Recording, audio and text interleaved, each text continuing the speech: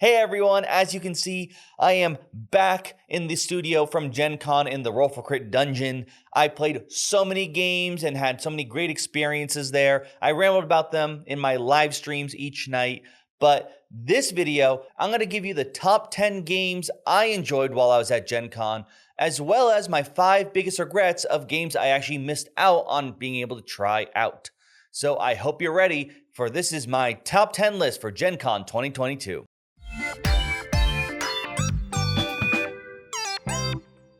Quick caveat before we begin, there are some games I simply just purchased and received.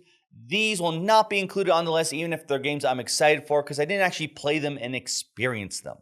This is not the spirit of this list. It's all about the games I got to sit down and actually try out and see, and that's what's getting me excited because I actually played them, not simply just because they finally I had in my collection or to make a review later on for you guys. Now that we're there, an honorable mention. The honorable mention is going to Deal with the Devil from CGE Games. This is a 4-player only game in which 2 people play as humans, 1 plays as a cultist, and 1 plays as a devil. It's this huge, heavy Euro game when you're trying to hide your role as well as make deals, because you know you're making a deal with the devil. You'll be using an app to trade these treasure chests. They maybe, I'm looking for souls, but I'll give you all this. And the human players will be like, I will offer this for this much gold kind of deal. It's really heavy. I think they said 2 hours. They actually even said if they didn't use the app, it would take 4. It looks like a very ambitious game, but I'm going to have to really see it played in full. I didn't get the full 2-hour experience. And obviously, I mean, if you've watched the channel, you know I'm not the most excited about hidden roles, but this does seem to be like such a weird, innovative game that I'm still going to keep an eye on it. Number 10. We're going to go to Acropolis. This game comes from Hatchet Studios, in which you are laying down tiles and trying to match them depending on certain colors. For example, the blue hexagons want to be grouped together to get the most points. The red ones want to be on the outer edges at the end. Yellow don't want to touch any other yellows, so on and so forth. It is tile drafting. There's a center pool. You'll be pulling from there. You have to take depending on your position, left or right most one, but you'll gain stone to be able to buy middle ones if you really want to make sure you get a specific tile. In order to gain stones, you actually have to cover up certain tiles, so you'll have a second layer as well, but that second layer also scores more points too, so there's this very interesting dynamic of, is it worth for me to cover this space just so I can cover up the 2 other ones that give me stone, because this also gives me more points? Do I take the one that increases my group size or the one that increases the value points? And overall, it also played relatively quick for something that I felt like had some really good decision-making processes in there. A lighter but still meaty enough game that I really enjoyed, and I can understand why it was one of the games throughout the convention that seemed to sell out relatively quickly. Number 9. Coming in at number 9 is Evergreen. The game is all about each player trying to greenify their planet the most. And your planet is broken up into different sectors, like almost environments, like swamp, mountains, plains. And during the game, there will be cards set up for a draft. You will choose one of them, and that card will tell you, 1, the environment you're allowed to manipulate in, 2, the special power you have. Now, on your turn, once everyone has done the drafting, in that environment, you'll have the option to either plant saplings, which don't give points until they've grown into trees. You can then grow them into small trees, then small trees into big trees. And if you don't like the terrain, you also have the option to go anywhere, but with a weaker action. So it does seem to be able to have a lot of interesting choices that are always available regardless of the card you pick. But the special power you do are really weird stuff, like there's a lake that can grow everything around it when you place it. There are bushes that help you connect trees because the larger green areas that give you more points if they're connected. And each time you complete that power, it becomes stronger. You track on the board. So there's an incentive also to choose cards that have powers you've already done to try to make them more powerful, which is another really interesting decision there. Speaking of the trees I mentioned before, I mentioned small and big ones. That's because this game also has a similar sun rotating mechanic like photosynthesis, in which you are trying to gain points from the trees that can see the sun. Certain trees cast shadow, and obviously bigger trees can look over smaller trees but cast a bigger shadow. and this will rotate around the board, so you have to plan your trees out to try to maximize points that way as well. The final thing comes back to the draft. The card that is not chosen by the players is put in a separate pile. This pile will determine how many points each sector will score at the end of the game, meaning, sure, you may want to take that Tundra card because you're trying to grow a bunch of stuff there, but the more Tundra cards that aren't picked, the more valuable the Tundra becomes. So there's going to be a really interesting balance of what you choose, what you don't choose, what your opponents are choosing and not choosing, and maybe trying to manipulate the game that way. It had a lot of fun things going on, and also these cute little wooden meeples for everything that sit nicely in the board. It's another great one. I was really happy to have the chance to sit down and play. Number 8. And we return to CGE for number 8 with Starship Captains. This is a game in which you are trying to go across the galaxy and help save the day with different problems. This feels like a very big homage to sci-fi. And yes, obviously, if you look at it, it's Star Trek is the big one, but there's plenty of other things in there, including what I believe, or at least I'm going to from now on personally take as a Destiny reference. From there, though, the game mechanics are actually really cool. They described the worker system. The way it works is it's pretty much you have a lineup of workers, you push them all out until you have 3, and then you have pushed, it becomes what you can play with. Apparently, this was based on deck building, which I thought was interesting because when I saw it, the thing that came to mind, because you put the workers back afterwards and the way you see the lineup, remind me of Aeon's End, where it's deck building, but because you don't shuffle, you choose the order, which means there's a lot more choice of what combos can I plan ahead. Can I put certain cards next to each other? In this case, certain crewmen to make sure I get a turn with lots of movement, lots of attack, lots of engineering, and you will use these workers to do different actions. So a lot of fun manipulation there. There was also this really cool way you gain tech cards. The cards themselves are, cool items, but they have symbols on the side, and if you match them with either the board they're on or another tech card, you get bonuses. So there seemed to be a fun matching game. Sometimes you may go for the weaker card for you, but it unlocks more things which could help you out later on. So I really liked that aspect of it. It had pretty much a lot of things going on, just that kind of positive, fun game where I feel like I'd be going around doing a lot of cool stuff and still happy regardless of how the game end. So that was one that it was very fun to be at the table with. And I think that's what the spirit of the game was going for, and just had a lot of fun, weird options to it. It's definitely one I need to play more of, but it was one that I'd be more than happy to. Number 7. And coming in at number 7, it's Ready, Set, Bet from AEG Games. This is a game all about betting on horse races. But the fun twist here is, first off, one player is going to be the horses. They're going to be rolling dice, and depending on the combinations, the horses will move up. And once 3 horses have crossed the red line, bets end. And once 1 horse makes it to the end, then you're going to see who bet correctly. The bets, on the other hand, have this huge table. It's not simply just betting on a horse. It's betting on, do you think it coming first? Do you think second place? Do you think a red horse is going to win? Do you think a blue horse is going to do this?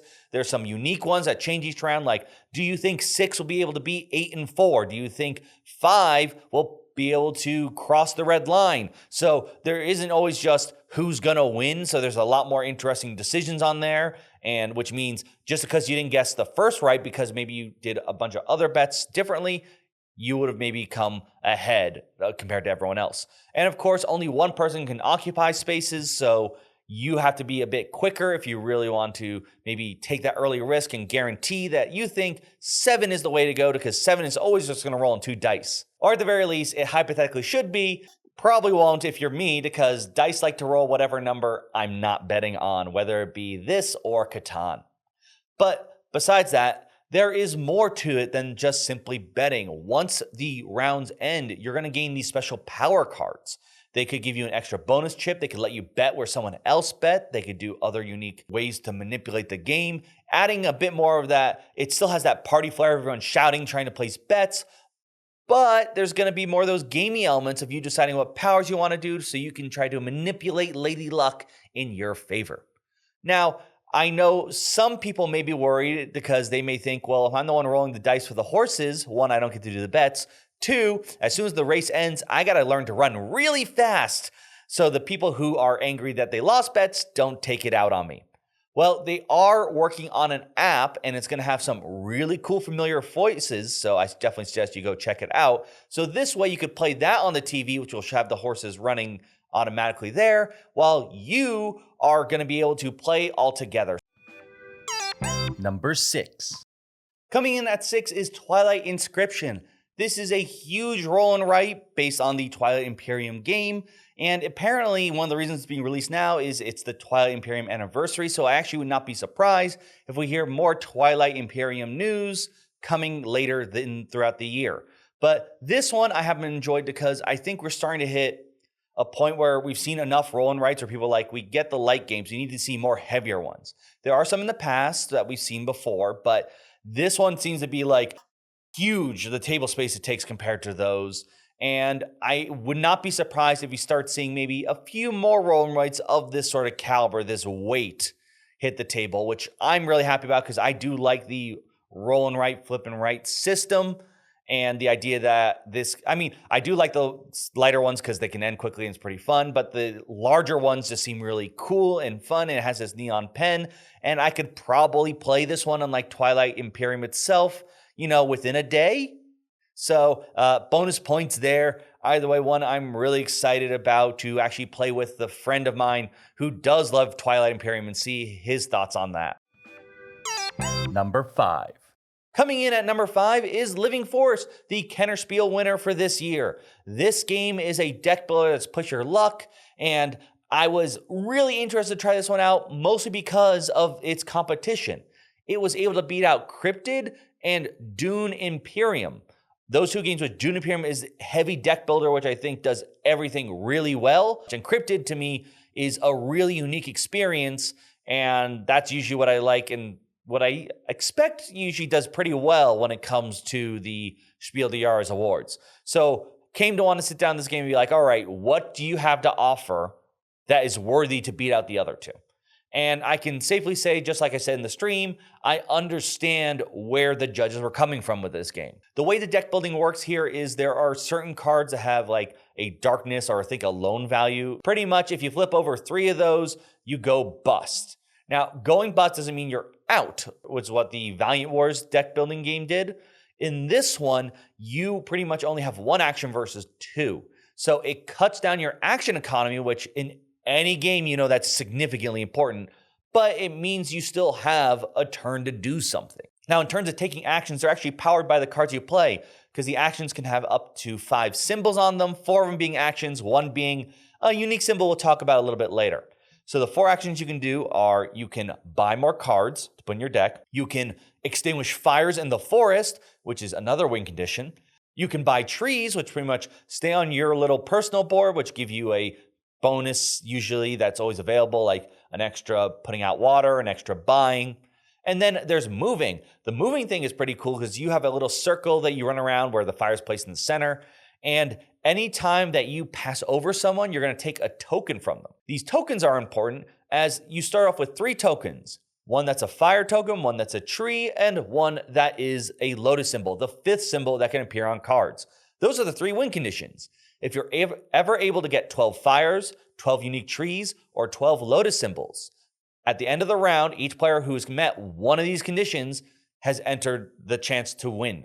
So hypothetically, and which happened in my game, multiple people can be declared winning at the end of the round in which there's a check afterwards. And that doesn't mean they tie. What actually happens is, for example, in our game, one person collected 12 fire tokens, the other collected 12 lotus tokens. I actually had 11 trees. We almost had a 3-way tie. Then they actually see how much they have in the other 2 win conditions. So if you go all in on one, that could be bad because someone else could match you that round with wins, but they did better in the other 2. So there is a lot of stuff going on. The way in seeing who's going to win and who's going to fail can shift really quickly. And it was lighter. I think that's one of the big things that helped it. But overall, it was one that I was pretty happy with. And while I don't know if I would choose that for my favorite of the 3, it's still one that I can totally see as a worthy contender for the Kennerspiel, which is one of the reasons it made me happy and made it up to 5 on my list. Number 4.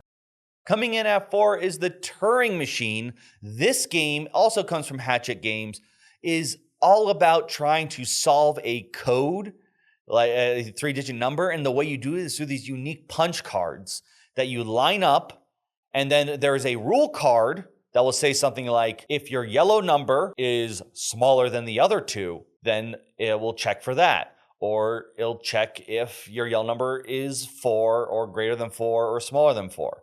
And depending on what card you chose, so let's go with the 4 one, that's easier. Let's say I chose the yellow 4 for my punch cards. They all have a number attached to them. If I slide it underneath and the actual number is also a 4, then there'll be a check mark. And it becomes this really weird guess and check, but you can't guess and check every rule. In our game, there were 4 rules. I don't know if that varies, but you're only allowed to check 3 of them. So in that case, you might check as many as you can. Sometimes it's not worth it because the other rules won't really help you.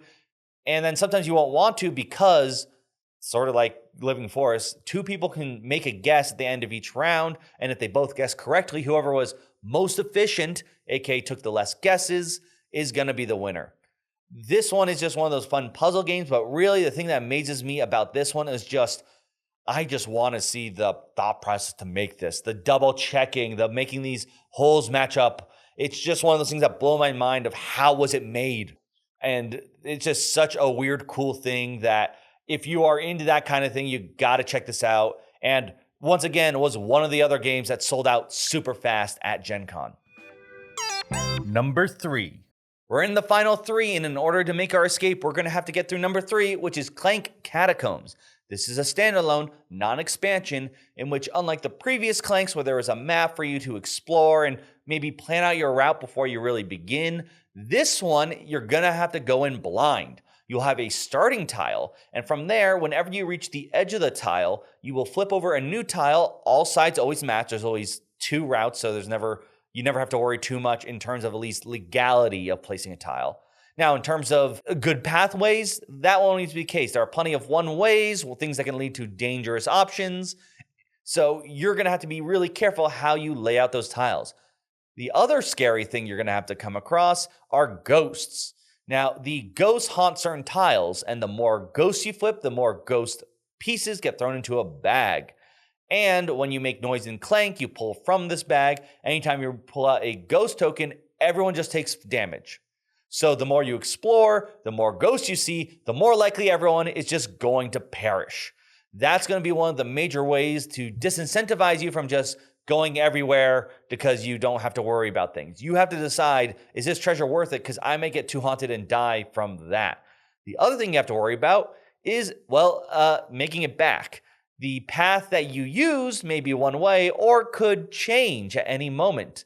There are plenty of new cards, as this is a new standalone deck, that allow you to rotate tiles, which means your opponent could be like, I'm going to make you unable to go up that way. You better go find a new route back to the exit. So there is a ton of fun stuff going on here in the board manipulation and the being able to not be nearly as certain about your path, which is probably one of the things that bother me about Clank, because I play with people who can sort of just see the most efficient route. With tons of different tile options and difficulties, it's deck building with extra stuff. Clank has always been a beloved series, and I think this is going to make a great addition to the line. Number 2. So for number 2, there are now probably a plethora of beautiful nature games. So much so, I think they've now hit the same rank of Zombies and Cthulhu. But this one still has a ton of options and comes from a designer who probably can take the crown in terms of biggest beautiful nature games. Number 2 is The Fox Experiment from Pandasaurus Games, but designed by Elizabeth Hargrave of Wingspan fame. This is based on the actual experiments of trying to breed foxes to see what happens and if it's possible to make them more domestic and friendly with humans. That's what you'll be doing here. Each round, you're going to be choosing a mother and father fox. Each parent will provide dice for you to roll, and you will try to match symbols or roll complete symbols on them. And those stats will now be, your pup's fox's stats. And you will have your own personal deck, and this is where it actually becomes a bit of a roll and write. You will write down the stats on the fox and, of course, name it. You gotta give your fox a good name. And from there, you're gonna gain some points because the more stats you rolled means the friendlier it is, and whoever made the friendliest fox. You'll start with one, but you can gain more of these bonus goals of like, you wanna breed a fox that has 2 pink and 3 blue stats, something similar to akin to that to get more points. But what's interesting to me compared to other oral rights is you are sort of giving up your fox and putting it in the parent pool for the next pick, meaning that next time you choose parents, you're going to have everyone's litter in there and you're going to be able to decide. That's how you get stronger foxes, but you might not get the one that you made. By the way, you will also have your own little base camp that you can upgrade to get either bonuses. You can actually make it so you'll make multiple foxes each pairing, which means you're going to have more stronger foxes to put in the pool, which will help everyone out. And there's all these ways to get points. And of course, this wouldn't be, I feel like, a good nature game without a deck of cards that, while giving you powers, also has fox facts on there, which of course, at our table, everyone was super excited just to be able to draw a card and read those facts out aloud. I find it interesting what's happening here because previously, the Twilight Inscription I mentioned, I feel what they did, and I think more people did, was to take the roll and writes and make it bigger. Instead of being those quick light games, they had this much bigger game where there's much more for you to track, but it's still roll and write at its core. You're writing on like 1 or 2 sheets this time instead. When the Fox experiment feels like what happened with deck building, where there is a mechanic in the game, but because it's only like 30%, there's a bunch of other things going on. You don't just think, oh, roll and write. That's what I'm doing. Or at least that's how my mind goes. And I'm really curious to see how this does, because if this does well, maybe we'll see roll and write as a general mechanic in the future. Maybe even roll and write deck building somehow. I don't know. It'll be something we'll have to keep an eye out on for further experiments. Number 1. And finally, number 1, the game that I had the most fun playing was 3000 Scoundrels. This game from Unexpected Games is all about a time traveler who stopped in the Wild West and was like, I'm going to make a fortune, but then he disappeared, and you are left to pick up the pieces, except those picking up the pieces, instead of sounding like a sad trying to gather up what's left, more about trying to gain the most technology and the most points and be the winner. Now, the way the game works is you are going to play over multiple rounds trying to gather up technology from 3 areas that have different rates. Like one could have point values from 3 to 5, one could have 2 to 6, and one could have 2 to 7. So higher risk, higher reward in different areas. You will gather these technologies, and then at the end of the game, who has the most points, usually from tech cards, wins.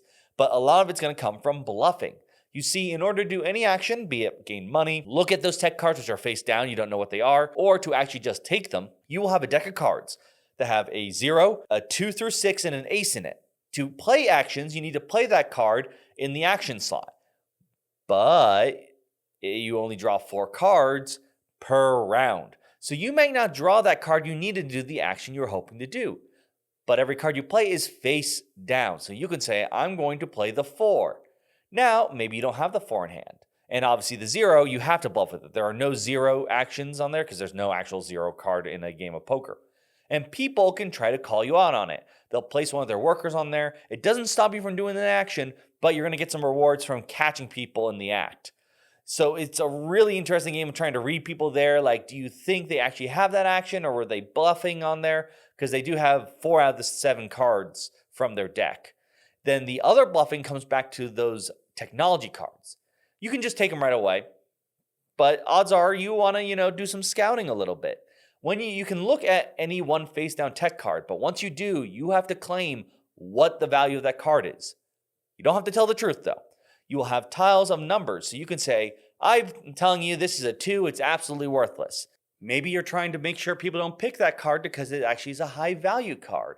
Maybe you're telling the truth. There's a reason to tell the truth sometimes, because anyone can take a card with a token on it. At the end of the game, when they flip it, if the token matches the card value, it's worth an extra point. So sometimes you might still say, this is a 7 or a 6. By the way, certain piles, like I said, might not have a certain value in it. That doesn't stop you from putting a value there. As I saw in my game, where in the area that is the high risk, high reward did not have any 5-point options, most people at the table were like, this is a 5-point. This is a 5-point. And it's like, I know you're lying, but I can't do anything about it. It had those moments like I'm just telling this story here where it's just so funny to see everyone lying about it. Then finally, though, the game's called 3,000 Scoundrels. Why is it called that? Well, after you do your action, you have the option to hire someone into your gang. And the way you do so is there are 2 piles of cards, one that has a power, one that has an activation. You slip the other one into the sleeve of that, which gives you like the cowardly automaton or the crazy inventor. And this card will have something like every time you play a 2, you may do something. So then you'll add them to your little grouping, but there are also some cards that will say this will trigger when the card to the left activates. So then maybe you want to be careful how you place things in order to try to make an engine of multiple cards triggering. So there's just so much going on here, and it's relatively light fun that has all these crazy combinations. And because the cards can mix and match in how they combine, you'll never be guaranteed to get, like, maybe you accidentally get one super strong combo card, but that card isn't broken because it might not happen again. And the bluffing was hilarious to see how it went, and it didn't really, like, it was punishing, but not in the sense punishing you from doing things. It just was significantly helpful for the person who did it. And it also rewarded the truth.